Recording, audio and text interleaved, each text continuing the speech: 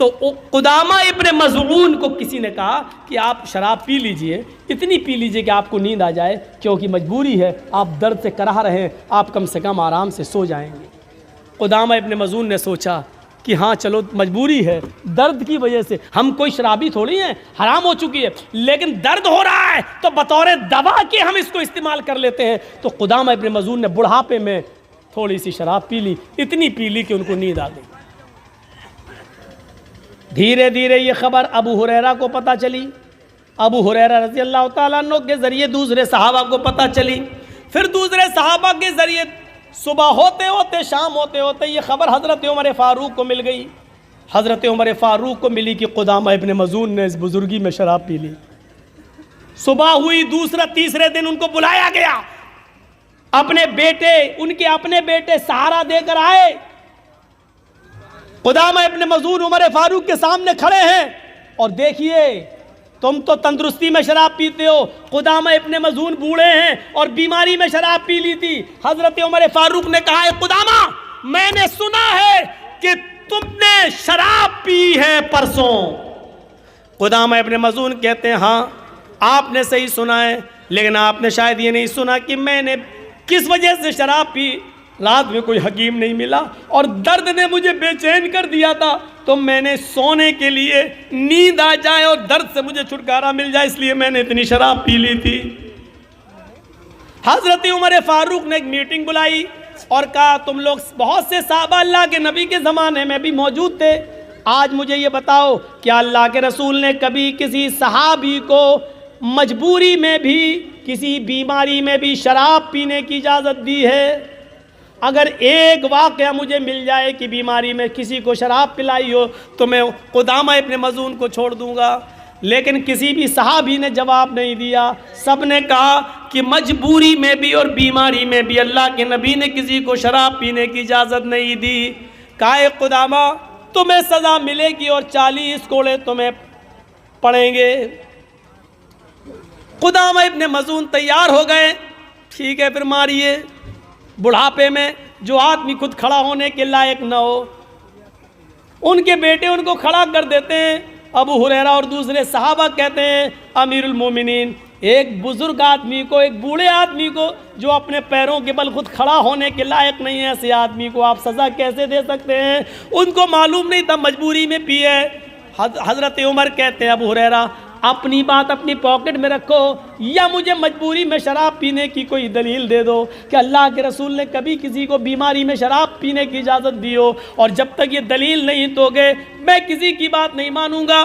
تو پھر میٹنگ ہوتی ہے اور اس میٹنگ میں یہ ہوتا ہے، آئے امیر المومنین، سارے صحابہ کہتے ہیں امیر المومنین ایک بات ہے، سزا ملنی چاہیے ان کو، چلو میں بھی کہتا ہوں مارو، لیکن ابھی یہ بیمار ہیں، ابھی چلنے کے لائق نہیں ہے، بستر پر بیٹھ کر نماز پڑھ رہے ہیں، دوا ان کی چل رہی ہے، ہفتہ 10 دن کی ان کو مہلت دے دو، تھوڑی سی طاقت ان کے اندر آ جائے، جب یہ اپنے سے لاٹھی لے کر چلنے لگے تب ان کو 40 کوڑے مار دینا۔ ابھی بیچارے چلنے کے لائق نہیں ہیں، کل تو ان کو درد ہی ہو رہا تھا اور آج یہ بیچارے اپنے بچوں کے سہارے پر کھڑے ہو کر یہاں تک آئے ہیں۔ حضرت عمر فاروق نے کہا سوری، میں تمہاری اس پیشکش کو بھی نہیں مان سکتا، مان لو میں نے ان کو 10 دن کی مہلت دے دی، 15 دن کی مہلت دے دی، ایک مجرم میرے سامنے کھڑا ہے اور میں نے ان کو 20 دن کی 10 دن کی مہلت دے دی، لیکن اس مہلت سے پہلے میں ہی انتقال کر جاؤں تو کل قیامت کے دن میں اپنے رب کو کیا جواب دوں گا؟ جب میرا رب کل مجھ سے پوچھے گا مجرم مل گیا تھا پھر تم نے سزا کیوں نہیں دی، اس کی سزا کو ملتوی کیوں کر دیا؟ یہ سزا آج ہی ملے گی۔ اور پھر حضرت عمر فاروق نے 2 لوگوں کے سہاروں پر حضرت قدامہ ابن مظعون کو کھڑا کر دیا اور اسی بیماری کے اندر ان کو 40 کوڑے مارے گئے۔ 40 کوڑے پڑنے کے بعد قدامہ ابن مظعون کی ہڈیاں اتنی کمزور ہو گئی کہ پھر وہ 1 سال 1.5 سال 2 سال جتنے دن زندہ رہے پھر وہ لیٹرین بستری پہ کیا کرتے تھے، پھر وہ کھانا بستر پہ کھایا کرتے تھے، پھر وہ پوری زندگی بستر سے اٹھ نہیں سکے اور مسجد میں نماز پڑھنے نہیں جا سکے۔ ان کی پھر پوری زندگی کی نمازیں مسجد کے اندر ہی، گھر کے اندر بستر پہ ہوئی اور ان کے گھر والوں نے ان کو اسی بستر پر لیٹرین کرائی ہے۔ پھر اسی بستر پر ان کا انتقال ہوتا ہے. یہ سب کچھ برداشت کر لیا لیکن حضرت عمر فاروق نے ان کی سزا ملتوی نہیں کی.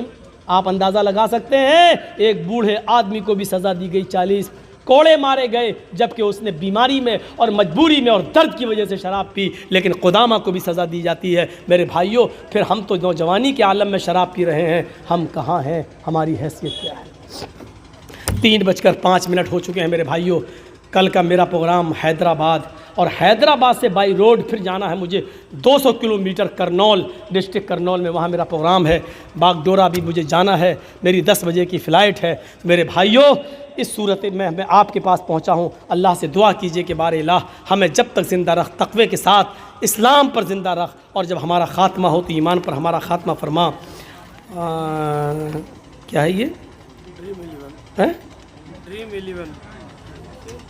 یہ ڈریم 11 کیا؟ دیکھیے, جو چیز ہم خود نہیں جانتے ہیں یہ ہوتی کیا ہے, تو اس کے وہ کسی بھی قسم کا جوا ہو, جوا سارے کے سارے حرام ہے یار. اس وقت پوچھنا کیا ہے؟ اگر شرط لگا کر کھیل رہے ہیں آپ, دو پارٹی بھی اگر کھیل رہی ہے, چلو 500 روپے تم دو, 500 ہم دیں, جو جیتے گا اس کو 1000 دے دیا جائے گا. یہ بھی جوا ہے, یہ بھی جوا ہے. یہ تو بہت بڑی چیزیں ہیں. اب چھوڑیے, ہم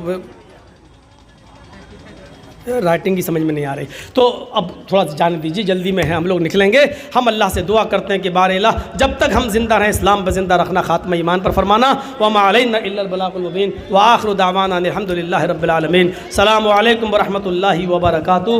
بھائی یہ کوئی لال بتھانی ضلع صاحب گنج جھارکھنڈ اور اس کے اطراف و اکناف سے تشریف لائے ہوئے باوقار سامعین حضرات, پردہ نشین اسلامی خواتین, پیاری ماں اور بہنوں, قوم و ملت کے لائق پر نوجوانوں,